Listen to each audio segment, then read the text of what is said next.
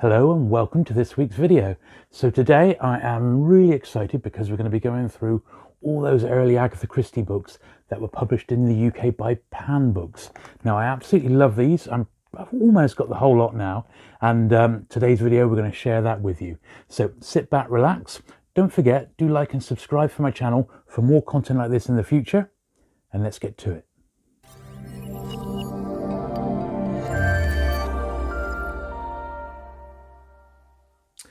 Okay, so this is the very first book that Pan published in 1947 by Agatha Christie. It's actually number 4 in their numbered series, and for obvious reasons, I've blanked the full title out. As I'm sure you're aware, this book was released from about 1980 onwards, and then there were none.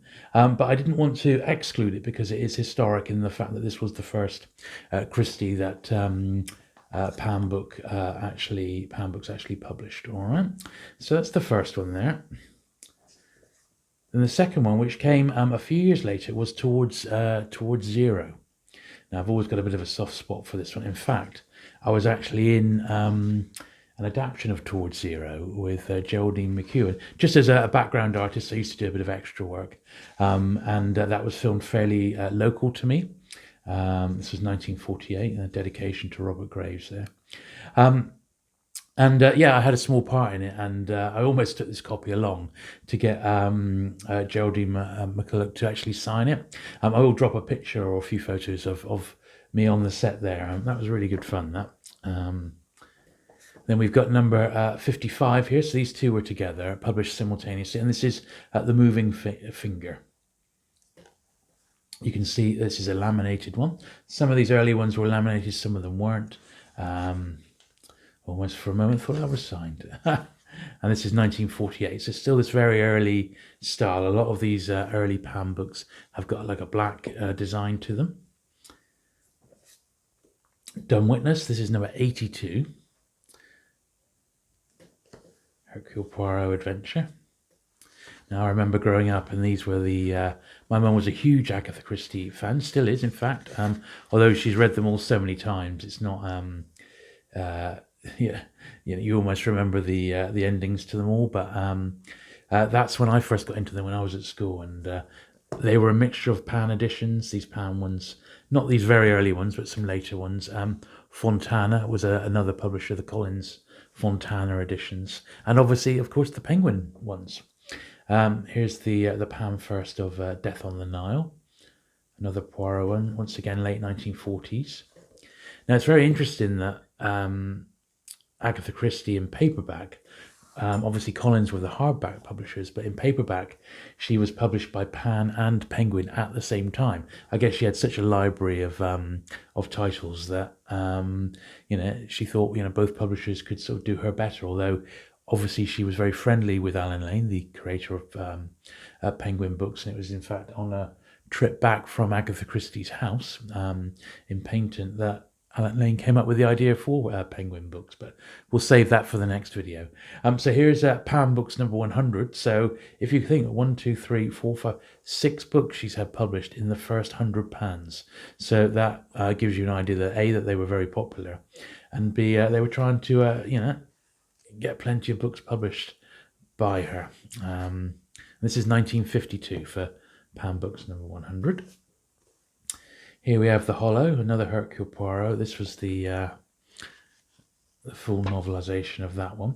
And you see that the cover is starting to, cover style is starting to change now. That's number 119. This is Pan Books 250 now. So The Man in the Brown Suit. And the house style has jumped on again, so you can see it's a little bit of a change to the design of these. It's The Man in the Brown Suit. 5 Little Pigs, number 264.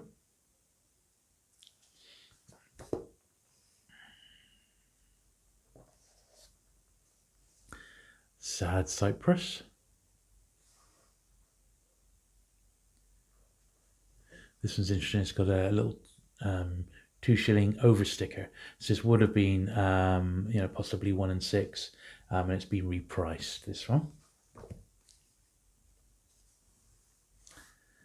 Got a bit of a classic cover, and this is number 310, Mysterious Affair at Stell's.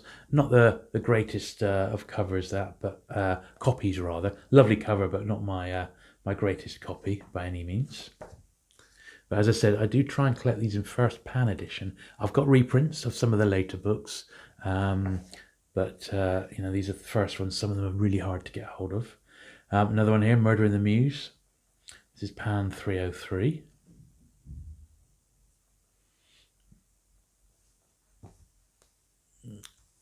I'll whack them over there. This is a real classic cover here, Sparkling Cyanide, pan 345.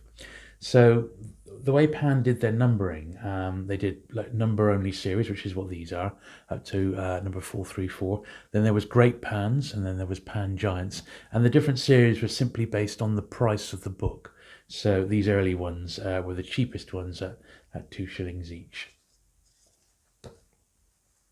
There is a fantastic website devoted just to Pan books, run by a friend of mine called Tim Kitchen, and I will put a link to that in the description below, ticket.net. And he's got a special section on Agatha Christie and Pan as well. You can see all the covers, including all the reprints. And if you're interested at all in Pan books, as well as, you know, just Agatha Christie, there's lots and lots there for you to have a look at. So fully recommended that one. Secret Adversary there, number 357. It's about halfway through what I've got to show you today. Another one of my favourites, this one, number 380, 112, Buckle My Shoe. The cover's getting much more advanced now, more detailed with the time. And this particular one was published in, let's have a little look here, 1956. So what a difference in the house style just over those 8 years, you know. Appointment with Death. Fantastic, really like that particular cover. Another one which is laminated, quite interesting. ABC Murders, released in America as the Alphabet Murders. Now this is the first giant pan. So you see on the back here, on the spine rather, the numbers changed to GP, so it's Great Pan. That's Great Pan number 95. Just means the price has gone up, in this case to 2 and 6. Murder is Announced. That's Great Pan number 144.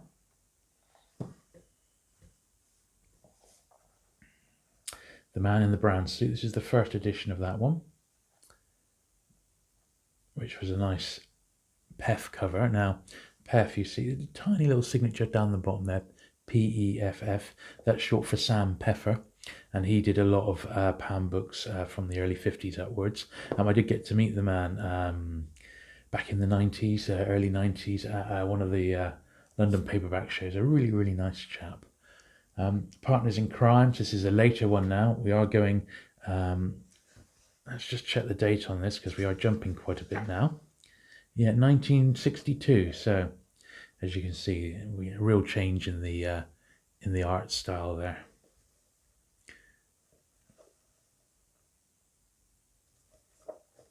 Partners in Crime. Seven Dials Mystery.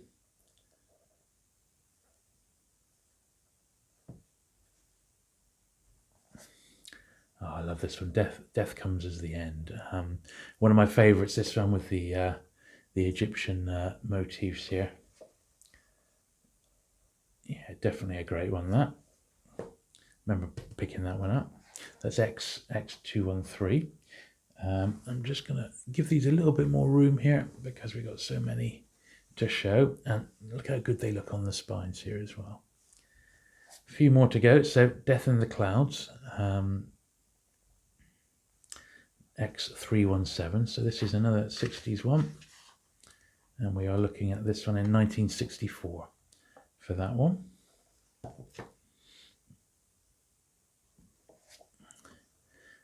Poirot's Christmas. Yeah, I remember this one very well. This was one of the ones I remember reading. Just about, I borrowed it from the library. I remember it had just been published. So this is when I was first reading. I was perhaps about 10, 11 years old. I remember borrowing this one from the local library. And that was an excellent one.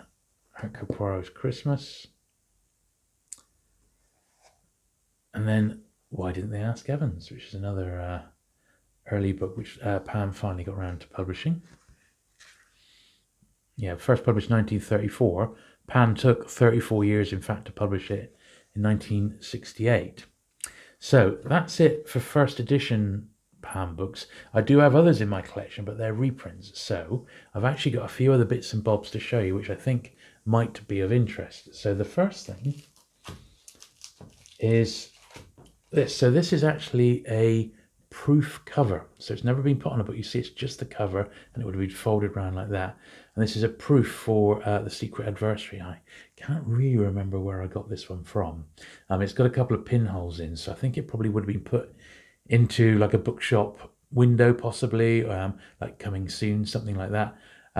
Certainly of interest to Christie collectors, and I really like that one as well. It's interesting that if you actually wrap that round a book, that wouldn't be a full back cover because it's too short, but really nice, that one. So I do like that one.